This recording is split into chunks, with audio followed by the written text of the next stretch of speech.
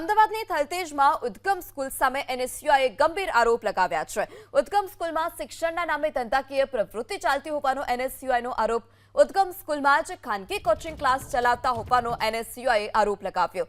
એનએસયુઆઈના પ્રવક્તા સુધીર રાવલે sting operation કરી આ આરોપ લગાવ્યો છે। એનએસયુઆઈએ સ્ટિંગ ઓપરેશનનો વિડીયો પણ વાયરલ કર્યો। એનએસયુઆઈએ સ્કૂલની માન્યતા રદ કરવા માટે પણ માંગ કરી છે।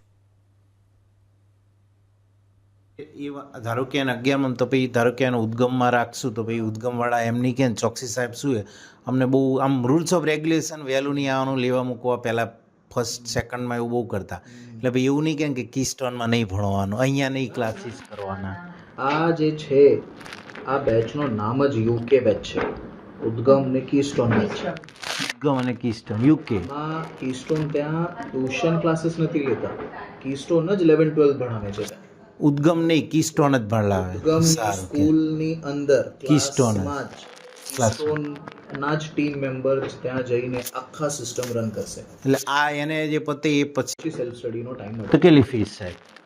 આમાં તમને સ્કૂલનું અને કીસ્ટોનનું લગભગ સ્કૂલનું થશે 1.3 ની આસપાસ અને કીસ્ટોનનું થશે 90 ને 95 के आसपास। કઈ વાંધો નહીં, मैं एक बार फाइनल देख के आपको फाइनल अमाउंट बता दूंगा, पर इसके અને ભાઈ એક એમને ક્લાસીસમાં ક્યારે ભણવાનું एक्स्ट्रा આની સાથે જ બધું આમાં જ એટલે આ એને જે પતે એ પછી એને ક્લાસીસમાં એક્સ્ટ્રા ક્લાસીસ જ ને નહીં આવે। ઓકે બધું જ ત્યાં થઈ જાય, કેમ કે અત્યારે શું હોય કે છોકરા પહેલા સ્કૂલમાં જાય, પછી લંચ કરવા માટે ઘરે અને પછી કોચિંગ ક્લાસમાં જવાનું હોય, બરોબર, અને પછી સેલ્ફ સ્ટડીનો ટાઈમ